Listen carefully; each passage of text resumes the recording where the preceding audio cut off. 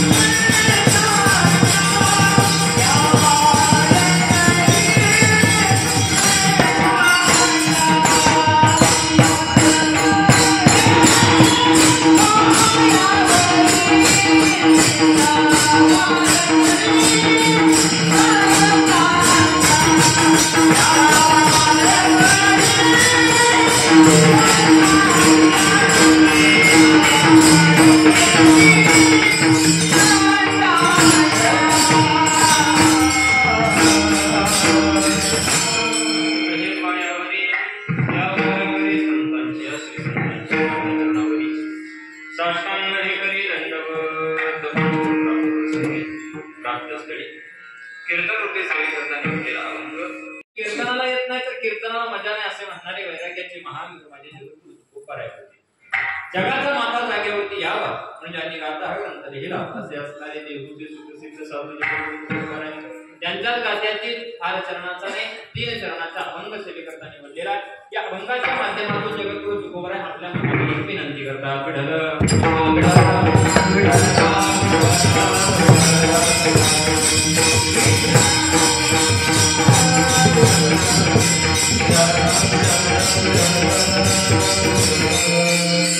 सुरुवात करण्याबरोबर चालू असलेला हा अखंड हरिनाम सप्ताह अगदी बरोबर असं बोला घाबरू नका घाबरायसारखी माझी तब्येत सुद्धा नाही ऐका आणि म्हणून ऐकून बुवाचा नियम आहे उपकरण बांधले की त्याच्यावर खाली त्याची डिहरी पडली पाहिजे बरोबर आहे बाळांनो तू असलं चित्र बघितलंस का 2 दिवसात झाला की तो सहसा स्वतः तारखा घेत नाही तारखा घ्यायला काय करतो अगदी बरोबर आहे पीए ठेवतो बरोबर आहे आमदार झाल्यानंतर आमदार स्वतः कुठल्या गावाला जायचं नियोजन करत कोण करतं पीए करतो कसं भगवान शंकराला अख्ख्या जगातली माणसं उचलायची म्हटल्यानंतर भगवान शंकराने काय ठेवला अगदी बरोबर आहे काय ठेवला पीए ठेवला त्या पीएचं नाव माहिती तुम्हाला अगदी बरोबर आहे निखिल वाडीकर तुम्ही हुशार माणसं आहे म्हणूनच मी म्हणतो तुम्ही जाणकार माणसं आहे ऐका त्या पीएचं नाव यम बघितलाय नाही तुम्ही तुमच्या मतावर ठाम यम बघितला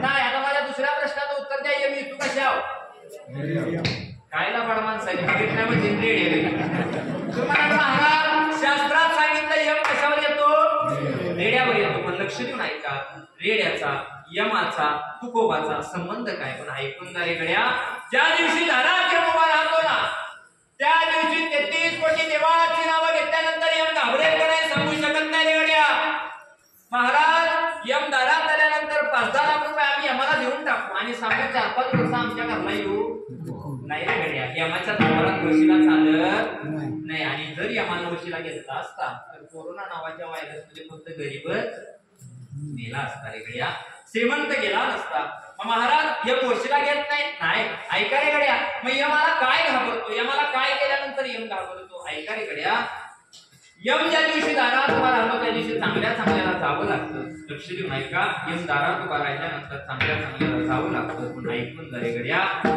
यम दारात आल्यानंतर 33 कोटी देवाची नावं घेतल्यानंतर यम घाबरेल का नाही हे सांगू शकत नाही पण दारात उभा राहिलेल्या यमाच्या समोर माझ्या तुकोबाचं नाव घेतल्यानंतर यम माघारी गेल्याशिवाय राहत नाही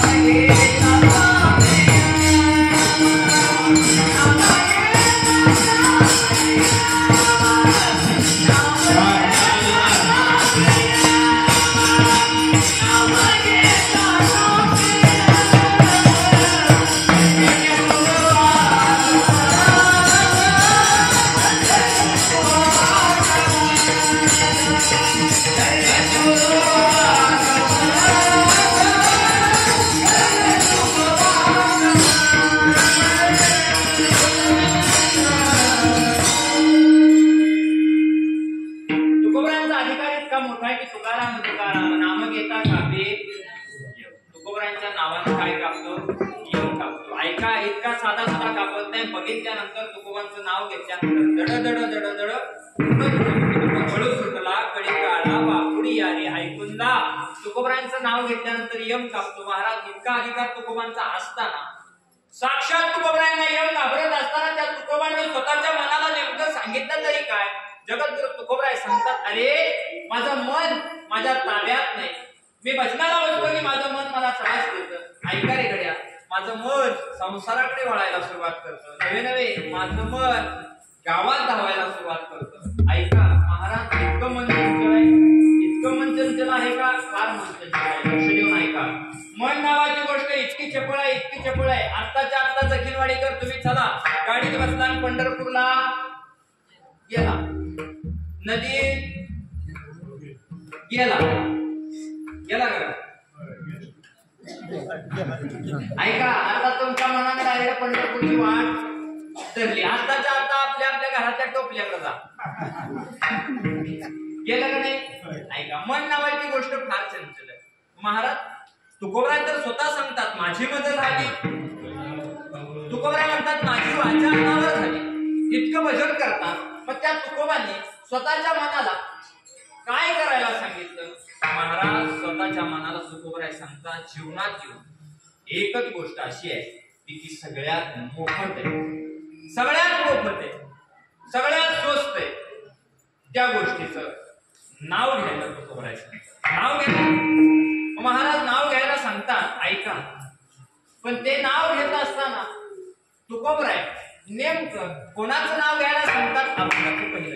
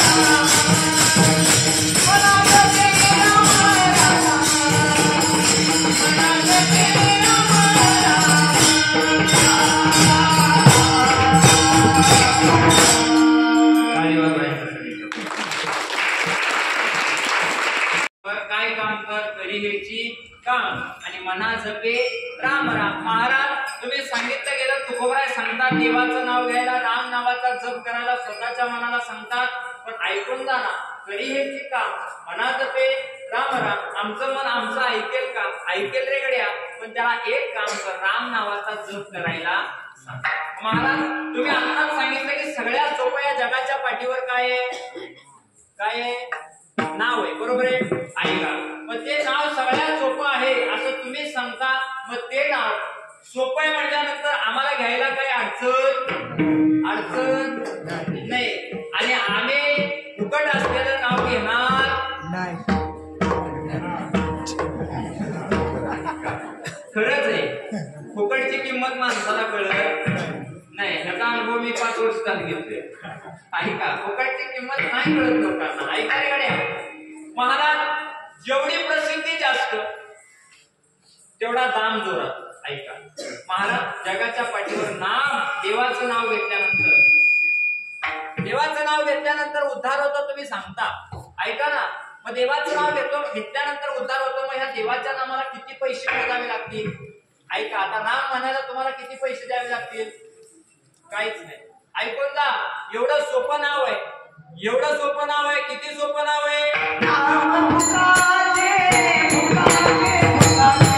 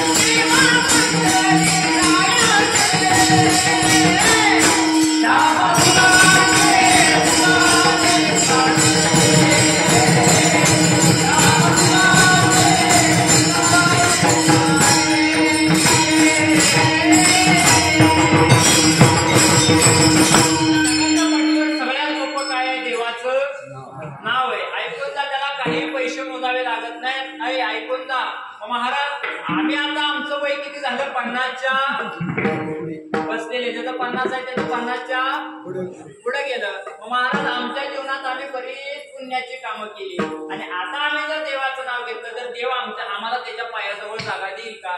अरे अशी पुण्याची कामं काय केली? आमच्या गावातल्या शेजारच्या पूर्वीचं लग्न ठरलं की त्याच्यात जाऊन आम्ही काढी टाकली. याला काय म्हणतात? पुण्य म्हणतात. ऐका, इतकी खालच्या दर्जाची कामं केली आणि मग देवाचं नाव घेतलं, आमचा उद्धार होईल रे गड्या. केले रामायण, राम प्रभू जन्माला यायच्या अगोदर रामायण लिहिलं, त्याचं नाव वाल्या कोळी होतं, दरोडे होतात. त्यानं काय केलं? राम नावाचा जप केला. पण ऐकून जा, वाल्याचा वाल्वे ऋषी झाला. कशाच्या जोरावर? नामाच्या जोरावर. महाराज तुम्ही सांगितलं पहिला मुद्दा, नाव फुकट आहे. मग ते नाव आम्ही घेतल्यानंतर आमचा उद्धार होतो, मग ते नाव किती मोठं आहे हे आपल्याला बघावं लागेल. एखादा कीर्तनकाराची तारीख घेतली, कीर्तनकार किती भारी गाडीत आला, किती भारी कपडे घालून आला, ह्याच्यापेक्षा कीर्तनकार किती ज्ञानेश्वरी आणि किती गाथ्यातून आला हे आपल्याला बघायचंय. ऐकून जा, पण बाह्य रंगाला दुनिया मुली काय मुलं अशी वरली वरच्या रंगाला मुलायचं नाही. ऐकून जा, मग नाम किती मोठं आहे ऐकायचं तुम्हाला. गगना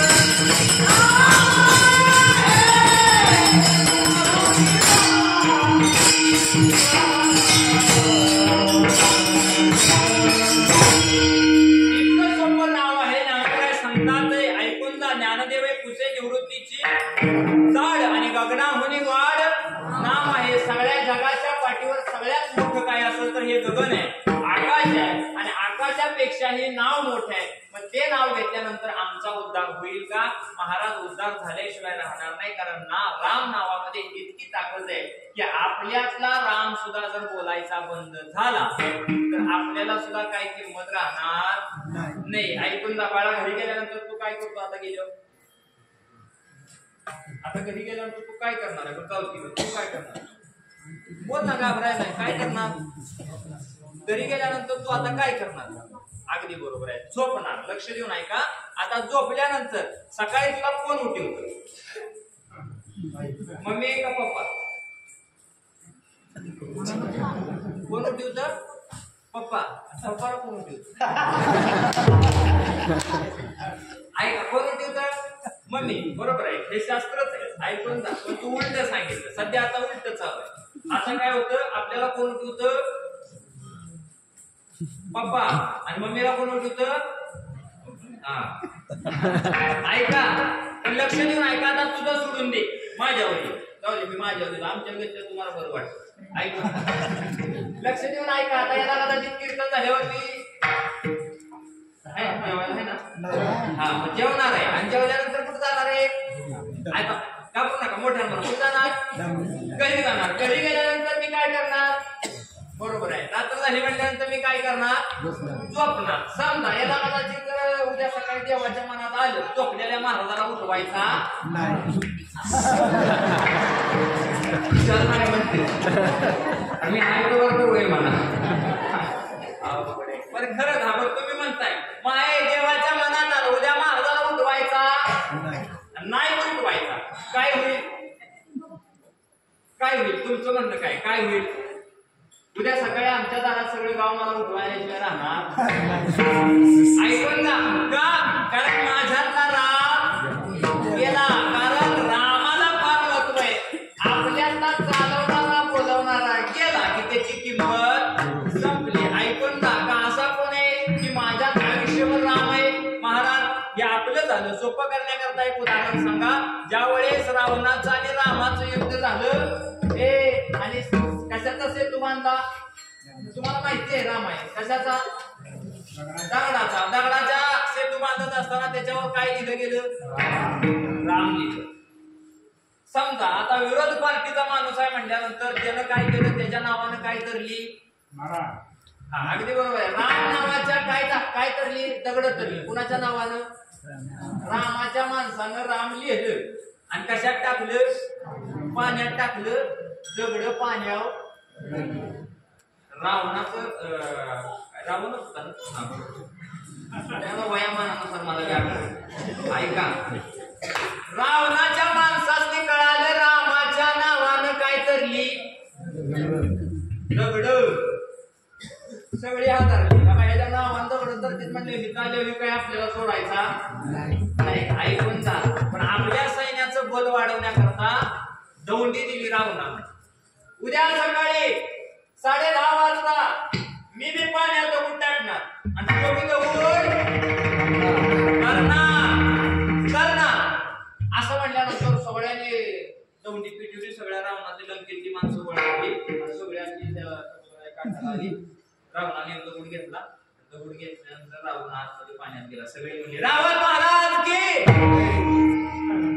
सगळ्यांनी होत कालवा चालू केला. आत गेला आणि आत गेल्यानंतर सगळी होती. त्या रावणाने दगड घेतला.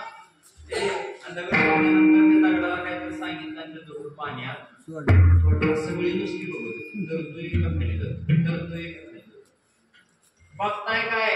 रावणानं सोडलेला दगड धरला, बुडला नाही. सगळे म्हणलेला काय?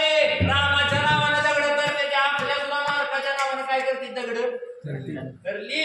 सगळी सैन्य तयार झाले. येऊ दे रामाला, येऊ दे. कार्यक्रम आपण कुणाची माणसं म्हणायला लागली? रावणाची. कशामुळं? रावणाच्या हातानं काय धरला? रामाच्या नावानं काय धरला? दगड. पण खरं सांगू, माणूस किती बी शहाणा असू दे पण सगळ्या गुणाचा काय किती गुणाचा आहे बऱ्यापैकी. आता मी तर सांगतो की मोबाईलला माहित असतं माणूस काय लायकीचा हे आपल्या मोबाईललाच माहित असतं. ऐकून जा. आणि त्याच्यात किती बी बाहेर विद्वान माणूस असू दे, किती पावरीचा आणि किती गुणाचा ही फक्त कुणाला माहित असतं. तुम्हीच म्हणताय म्हणून ऐक, कुणाला माहित असतं बायकोला. मंदोदरीने विचार केला की माझ्या नवऱ्याच्या हातात दगड तरूच शकत नाही. त्यानं दगड कस काय तारला म्हटल्यानंतर संध्याकाळी दोघं बसल्यानंतर विचारलं गेलं. मंदोदरीचं सांगितलं कुणाला? मालकाला सांगितलं माझ्या तुमच्या नावाने दगड धरला म्हणून मी ऐकलं. रावणाला सांगितलं हो रामाच्या नावानं तर माझ्या हातानं धरली असं सांगितलं. मंदोदरी म्हणजे खरंय तुमचं, खरंच तुमच्या हाताने दगड धरला का? अगं खरंच धरला. ऐकून ना माणूस किती बदलते. जो बोलतो ना त्याचा आत्मविश्वास पाहिजे, त्याच्या बोलण्यात दम असला पाहिजे. आमच्या गावात एक परवा फुल दारू पेलं आणि गावाला म्हणलं मला जर सरपंच केलं तर अख्खं गाव बदलून टाकतो. बोलण्यात दम आहे का? नाही. घराकडे गेल्यानंतर बायकोला ताप द्यायला लागलं. बायकोला म्हणला गावाला काय अक्कल नाही, गावाला काय सप्ताह करायचं जमत नाही, माझ्या हातात नियोजन दिलं पाहिजे. असा सप्ताह करून तुम्ही जाळच करून टाकतो. ऐका कुणाला म्हणतंय? बायकोला. बायको म्हणली खरं आहे तुमचा काय नाही कळलं मला या भागाचा आमदार केला तर अख्खा तालुकाच बदलून टाकतो म्हणा. बायको म्हणली खरं आहे तुमचं, तिथं जाऊन का बसवणार? तो बंडा पुढे जाऊन मला जर या सांगली जिल्ह्याचा खासदार केलं का नाही अख्खा जिल्हाच बदलून टाकतो. बायको म्हणजे खरं होत तुमचं, बरोबर आहे. तिथं का बसावं म्हणा. त्यानं पुढे जाऊन सांगितलं. पुढे जाऊन दादा ते म्हटला मला या महाराष्ट्राचा मुख्यमंत्री केलं तर अख्खा महाराष्ट्र बदलून टाकतो. बायकोला राग आला. बायको म्हणजे ह्या बदलेन त्या बदलेन. एक काम करा दारूच्या नशेत तुम्ही लुंगी समजून माझा परकर घातलाय तेवढा त्या बोलण्याला काय ठरले आहे का? नाही गडे ऐकत बोलणार असावं की त्याच्या वाटीला जो बोलतोय त्याचा अधिकार किती मोठा हे पाहिलं पाहिजे. मग अधिकार रावणाचा नव्हता हे रावणाला पाहिजे. मंदोदरीला माहित होते. मंदोदरीने विचारलं गेलं ऐका महाराज ऐकून ना माझा तुमच्यावर विश्वास आहे. तुमच्या हाताने दगड करू शकत नाही. खरं सांगा तुम्ही दगड कसा काय तारला? मंदोदरी तुला खरं सांगू का? कुणाला सांगू नको आई, मी खरं सांगतो तुला. मी एक दगड घेतला आणि ते दगड घेतल्यानंतर त्या दगडाला घेऊन मी समुद्रात गेलो आणि पाण्यामध्ये गेल्यानंतर गुडघ्या इतक्या पाण्यात गेलो आणि दगड सोडून. मंदोदरी म्हणजे कसं सांगू नका, त्याच्यामध्ये काय केलं ते सांग. काय नाही दगड घेतला पाण्यात सोडायच्या अगोदर त्या दगडाला काय तर सांगितलं. जी सांगितलं ती सांगा. अहो काय सांगितलं मला? काय नाही सांगितलं त्या दगडाला हे दगडा तर नाही पाण्यावर चालला तुला रामाची शपथ आहे. कुणाची? ऐकून जा. रावणाचा विरोधक कोण होता? कोण होता? राम होता. विरोधकावर सुद्धा एवढा विश्वास होता. कुणाचा? रावणावर. त्याला माहित होतं रामाची शपथ दिल्यानंतर दगड सुद्धा पाण्यावर पडतात. इतकी ताकद कशामध्ये? राम.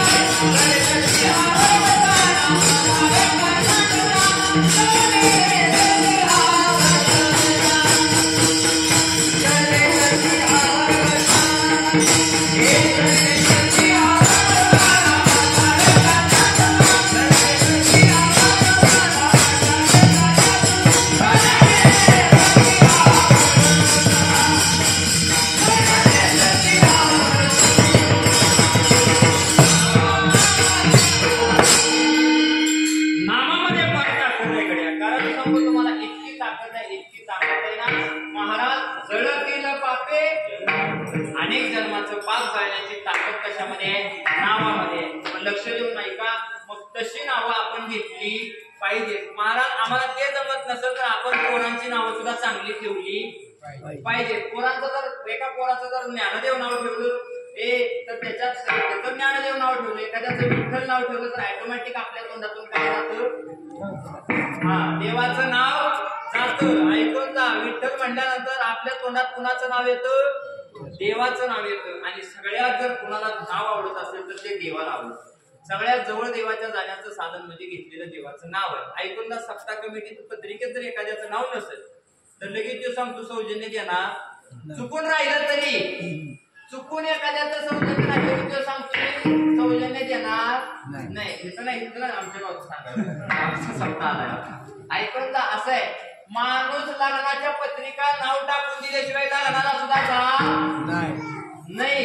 ऐका महाराज, एवढा अधिकार आहे नावाचा, एवढा माणूस नावाला आपापल्याला आहे. लक्ष देऊन ऐका. जगाचा बाप आहे, त्याच्या हातात आहे राजाचा रंग, रंगाचा राजा करण्याची ताकद त्याच्यामध्ये आहे. त्याला काय आवडतं तर त्याला स्वतःच घेतलेलं नाव आवडतं. स्वतःच घेतलेलं नाव जर त्याला आवडतं तर ऐकून जा रे महाराज, स्वतःच नाव घेतल्यानंतर तो छंद, तुकाराम महाराज म्हणतात की तो छंद माझ्या मनाला लागला पाहिजे. काय? ऐकून जा. घरी हे चिका मना जपे राम राम आणि लागो हाची छंद, माझ्या मनाला छंद लागला पाहिजे. ऐकून जा. आणि छंद जर चांगला लागला, आयुष्यात जर चांगला छंद लागला, तर तो छंद जर तुम्हाला चांगला लागला तर तो छंद तुम्हाला मुक्तीचं दार घेऊन जाऊ शकतो. कारण माणसाच्या हातात आहे. परवा मी एकाला फोन लावला, फोन लावल्यानंतर असं महाराज त्याच्यावर एक क्वालिटी मला ऐकायला मिळाली, मला फार आवडली. फोन लावल्याबरोबर मी ऐकल्यानंतर मला आवडली. ती आहे ना ती माणसासम वागणे. मी ती क्वालिटी ऐकल्यानंतर मी आमच्या सोबत महाराज होते, मी म्हटलं महाराज किती सुंदर क्वालिटी आहे. ते म्हणजे महाराज त्यांना सख्या भावाचा भरलेला उसाचा ट्रक फडात अडवलाय. म्हणजे असली फडात घालून नाही पाहिजे. ऐका, वरच्या रंगाला भुलत नाहीत गड्या. माणूस अंतरीची घेतो, आत्मची जीव पुढे घेतो. ऐकून जा. म्हणून वरच्या रंगाला बोलायचं नाही. मी परवा कीर्तनात असं सांगितलं, मी जे करतोय, मी सांगतोय म्हटल्यानंतर आपण सांगतोय, मी नाव घेतलं पाहिजे, पण तुम्हाला सांगितलं पाहिजे. परवा मी कीर्तन होतो माझं कोल्हापूरकडे, कीर्तनाला गेलो.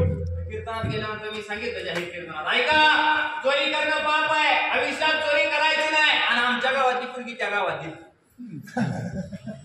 ती बी कीर्तनाला आली आणि मी कीर्तनात सांगितलं चोरी करणं पाप आहे, आयुष्यात चोरी करायची नाही. मुलगी मधनं तू त्याला बनायची आमच्या गावातली. आणि मला म्हणजे हे थोबाड तोंड्या, चोरी करणं पाप आहे म्हणून सांगतो. 7वीत असताना माझा कंपास कुणी चोरला होता. मला राग आला, पण असलं माणसाला सांगायची गरज नाही. कीर्तन झाल्यावर मी तिची वैयक्तिक काढली. ती म्हणली आता मला काय माहिती तू महाराज झालायस. आणि खरं सांगू, मी केला होता तो कार्यक्रम 7वीत. पण ऐकून जा. तिला सांगितलं, ती मला म्हणजे आलाय एवढ्याला आलं तर चल आमच्या घरी चल आणि आमच्या पप्पूल्याला भेटून जा म्हणल्यानंतर मी म्हणलं ठीक आहे, नाही आलो तर महाराज गावकर सांगेल, महाराज गावचा आला नाही. म्हणून मी तिच्यासोबत गेलो. महादेव महाराज सोबत होते. महादेव महाराज म्हणलं चला, आम्ही दोघं पण गेलो. पुढकी पुढे होती आणि तिच्या मागे जाता कुणाच्या बी घराकडे रिकाम्या हाताने जायचं. मला वाटलं काहीतरी तिच्या पप्पूला घ्यावं, म्हणून मी जाता होते 20 रुपयाचा बॅग आणि बोला सुद्धा तसला घेतला. महादेव महाराज म्हणलं घ्या हातात पप्पूला.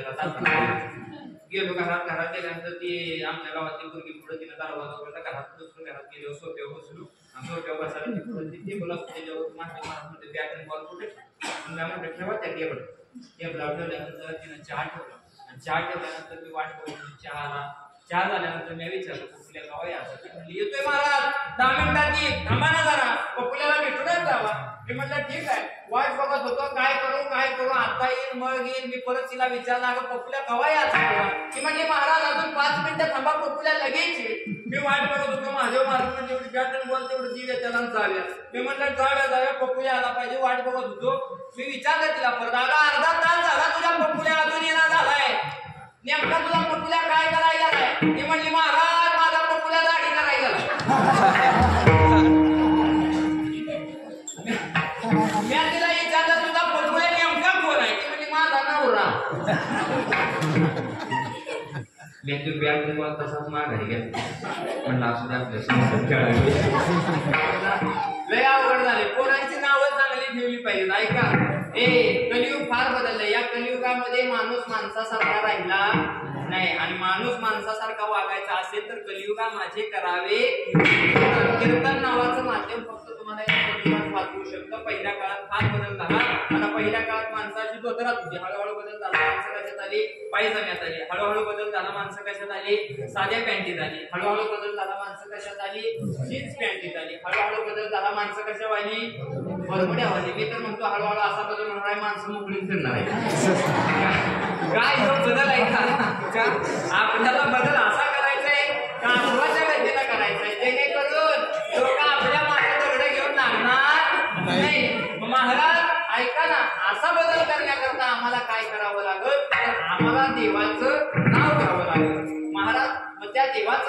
असताना नेमकं त्या देवाचं नाव घेतल्यानंतर कोणाचा फायदा झाला लक्ष देऊन ऐका.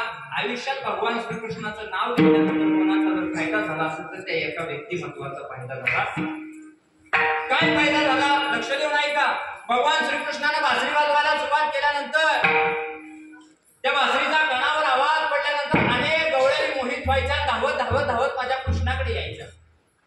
आणि कृष्णाकडे आल्यानंतर भुलविले वेणू नादे. आणि त्या वेणूचा आवाज कानावरती पडल्यानंतर गवळणी ऐकायच्या, डुलायच्या, नाचायच्या आनंदात. आणि प्रसंग असा घडला, एके दिवशी भगवान श्रीकृष्ण बासरी वाजवायला लागले आणि भगवंताची अत्यंत जवळची मैत्रीण, अत्यंत जवळची भक्त कोण होती?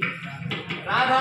राधेच्या कानावर बासरी पडली. राधा धावत धावत आली आणि धावत धावत आलेल्या राधेना मोह आवरला नाही. मला भगवान परमात्मा बासरी वाजवतोय आणि देवाच्या डायरेक्ट येऊन मांडीवर बसली. ऐकून ना, राधा मांडीवर बसली, भगवान श्रीकृष्ण बासरी वाजवत आहेत. तेवढ्या हे बघितलं रुक्मिणी आई साहेबांना. आता रुक्मिणी आई साहेब कोण आहे? त्या भगवान श्रीकृष्णाची कोण?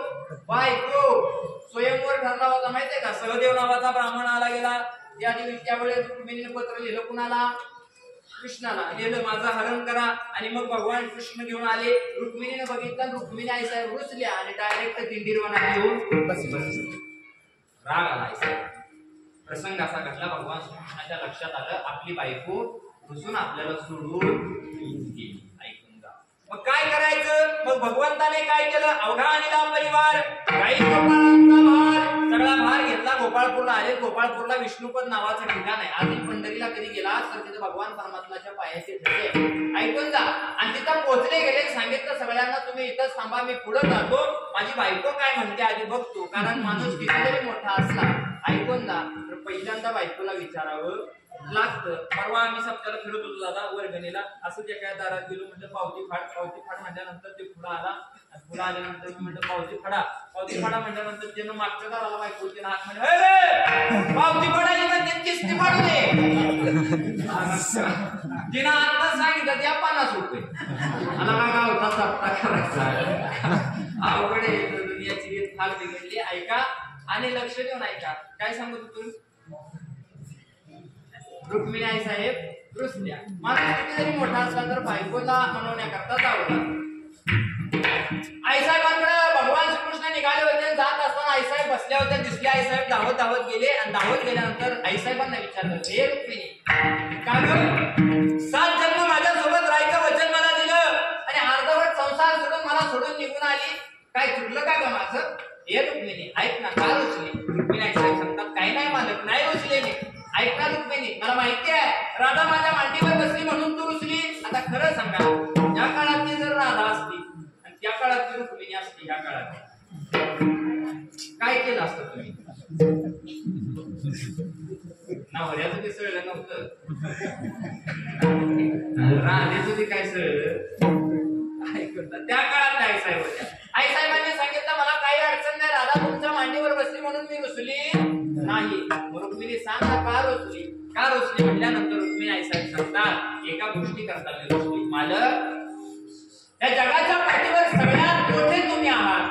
कारण सगळ्यात मोठे तुम्ही आहे. किती मोठे आहे? सशंक चक्रम सकिरीत कुंडलम सपीत वस्त्रम सरसिर वेक्षणम सहार वृक्ष स्तरकौतुभश्रियम नमामि विष्णु शिरसा चतुर्भुज. चतुर्भुज परमात्मा तुम्ही आहे. ऐकून जा, सगळ्यात मोठे तुम्ही असताना तुम्ही तुमच्यापेक्षा राधेला मोठं बनवलं म्हणून मी रुसले. रुक्मिणी, असं मी केलं तरी काय?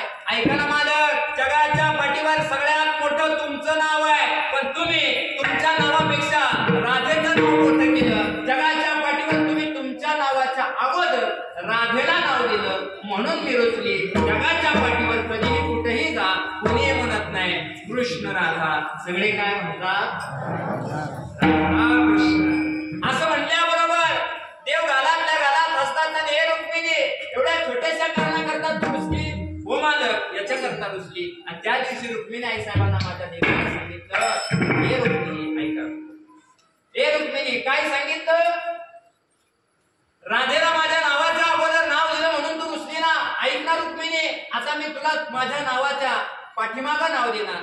पुढं नाही देणार. हे रुक्मिणी आता तर माझ्यासोबत येशील का? आई साहेब सांगतात तेव्हा नेमकं कुठं नाव देणार? आणि तेव्हा देवानं सांगितलं राधेला माझ्या नावाच्या अगोदर नाव आणि तुला माझ्या नावाच्या पाठीमागं नाव. आणि तेव्हापासून नाव पडलं विठोबा.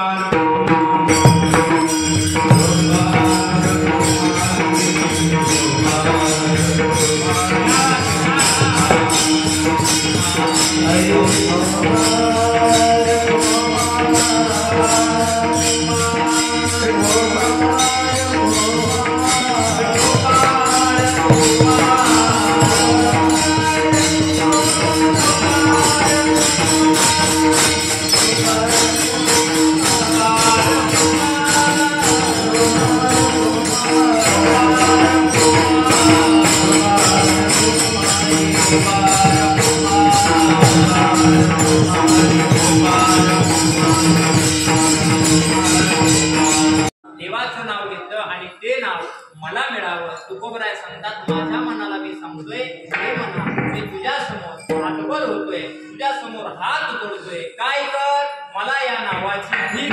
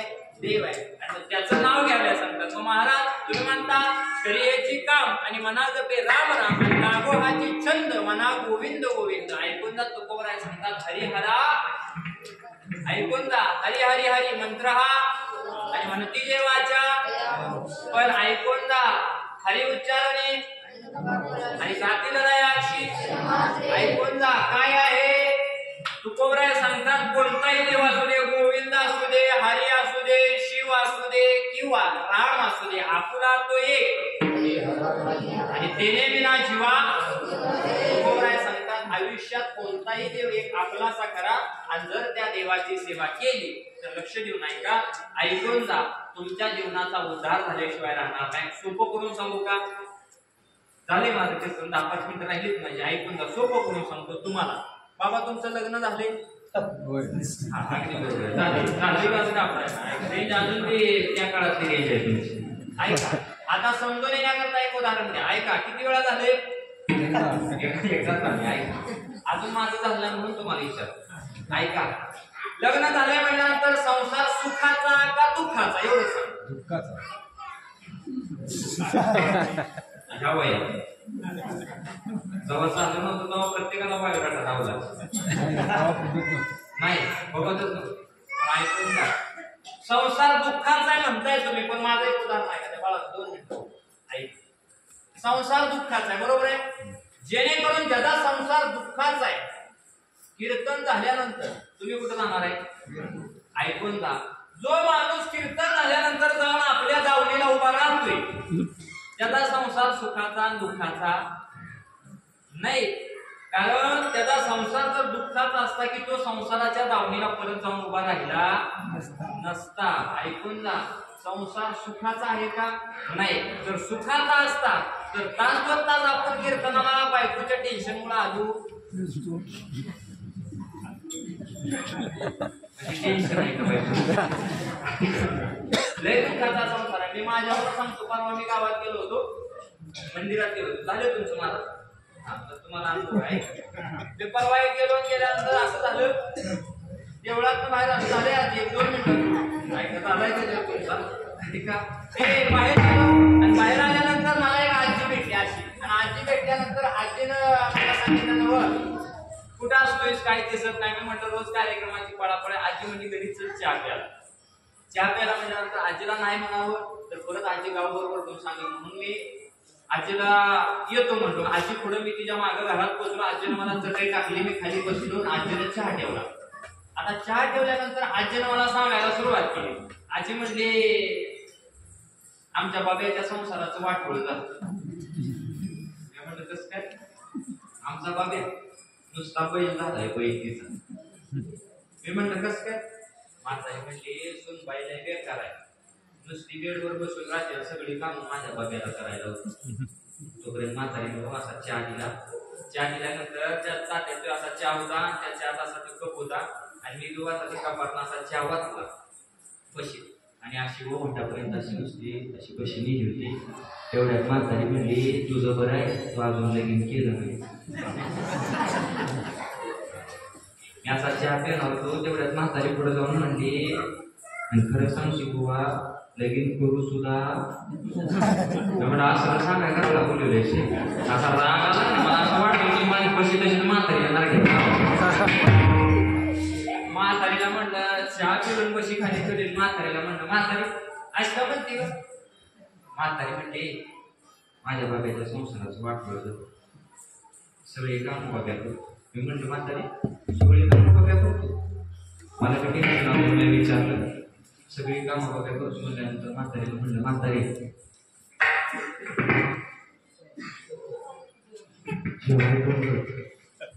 म्हातारी म्हटली मी जवळ गेलो. म्हातारी म्हणलं म्हातारी म्हणले जेवायचं आमचा बाब्याच डोक्याला हात लावला. म्हटलं बाब्याचा संसाराचं तर वाटलं झालं. म्हातारी जेवायला बाब्या करतो भांडी बोलतो होतो वाढ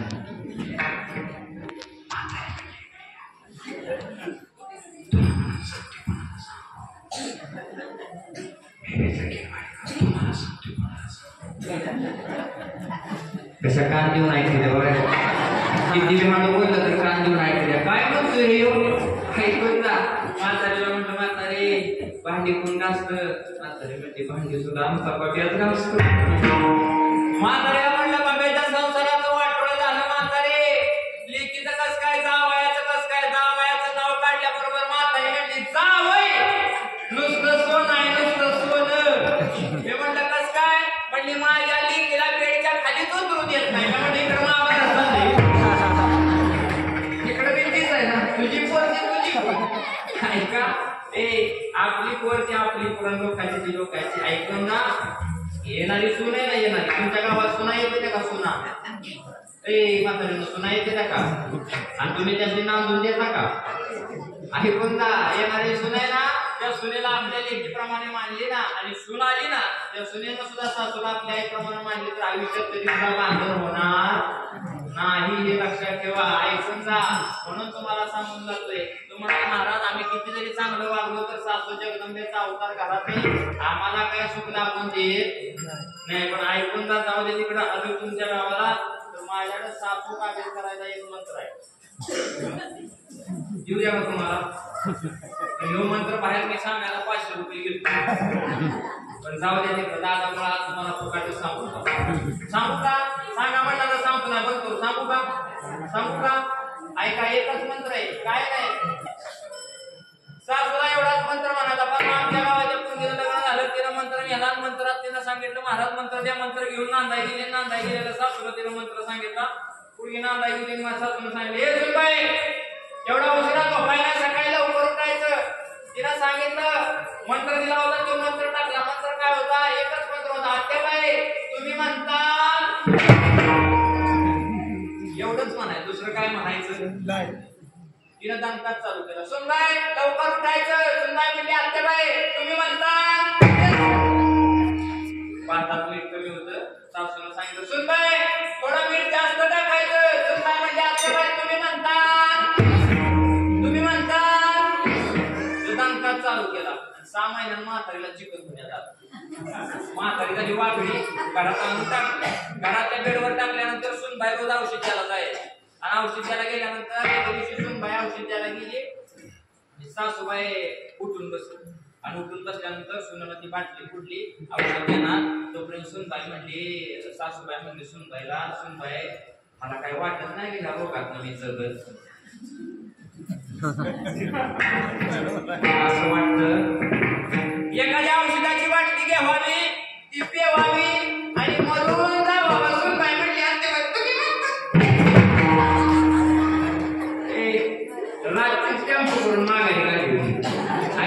कुठे काय म्हटलं पाहिजे? याला अक्कल पाहिजे ना. संसार सुखाचा आहे, पण ज्याचं नाव घ्यायला सांगितलंय त्याच्या जीवावर. माझ्या माऊलींनी संसार सुखाचा करीन म्हणून शपथ घेतली, अवघाची सुखाचा. ऐकून घ्या. काही लोक आले सांगितलं रावण एवढा मोठा होता, रावणाची प्रतिज्ञा पूर्ण झाली नाही, माऊली तुम्ही संसाराची प्रतिज्ञा करू नका असं सांगितलं. आणि मग लोकांना सांगितलं माझ्या माऊलीने, अरे विडा झाला का काय? विडा झाला का काय? मी प्रतिज्ञा करतोय ना, कोणाच्या जीवावर करतोय? माझ्या आईबापाच्या जीवावर करतोय. जाई ना गे माई येते ना माहेरा. मी माझ्या आईबापाच्या जीवावर प्रतिज्ञा करतोय. कारण सांगू तुम्हाला, 6 महिने लग्न झाल्यानंतर पोरगी घराचा अंदाज घेते आणि रात्रीच्या 12 वाजता नवऱ्याला उठते. आमच्या गावात असंच घडलं. लग्न झालं 6 महिन्यानं रातच्या 12ला पोरगीला उठवलं नवऱ्याला. रातचं उठवलं, रातच्या 12ला नवरा उठून बसला. तो म्हणला काय ग कशासाठी उठवलं? त्यावेळेस सांगितलं रातच्या 12 वाजता. त्यानं विचारलं कशाला उठवलं? तिनं सांगायला सुरुवात केली, एक काम करा तुम्हाला सांगते वेगळं निघा, वेगळं निघून संसार बघा. तो म्हणला रातच्या 12लाही सांगायला उठवले. आणि मग असं सांगितल्यानंतर तो म्हणला अगं ज्यावेळेस मला कोण नव्हतं ना त्यावेळेस माझ्या आई दादा होते. आईला वहिनी आणि दादा होते ग. मला काही कळत नव्हतं तेव्हापासून माझ्या दादानं मला मोठं केलंय ग. नाही मी माझ्या दादाला सोडू शकत. त्यावेळेस सांगितलं गेलं अहो तुम्हाला सांगते वेगळं निघून तर बघा, मग आपला संसार बघा. अगं आपण दादा वहिनीच्या जीवावर जगतोय. आपण वेगळं निघाल्यानंतर आपण कोणाच्या जीवावर लागायचं? आपल्याला खायला अन्न मिळेल का? त्यावेळेस ती सांगते हे मालक तुम्ही एकदा वेगळं निघून बघा. आपल्या संसाराला जेवढं काय लागेल तेवढं मी माझ्या लागल तेवढं मी माझ्या माहेरातनं आणते. कुणाच्या जीवावर लागल तेवढं मी माझ्या बाकडं आणती. ऐकून जा. 6 महिने झालं त्या पोरीचं लग्न होऊन. त्या पोरीला स्वतःच्या बापावर विश्वास आहे. रात्रीच्या 12 वाजता जर मी माझ्या बापाच्या दारात गेली तर माझा बाप मला रिकाम्या हाताने पाठवणार नाही हा विश्वास आहे. मग तुम्ही बापावर जितका विश्वास ठेवता तेवढा जगाच्या मालकावर विश्वास ठेवा. कारण जगाचा मालक जर तुमच्या दारात आला तर लक्ष देऊन ऐका, अवघाची संसार सुखाचा करेल. तुमचाही संसार सुखाचा झाल्याशिवाय राहणार नाही. मग देव ऐकत नसेल तर निरोप हा फार सांगा देवा. तुम्ही संतांना निरोप सांगा देवाकडे घेऊन जा आणि संतांना सांगा तुम्ही संत सारे कृपेचे सागर आणि निरोप हा फार सांगा देवा सांगितलं गेलं निरोप संतांच्या जवळ धाडा आणि एकदा संतांचं भजन करा. ज्ञानेश्वर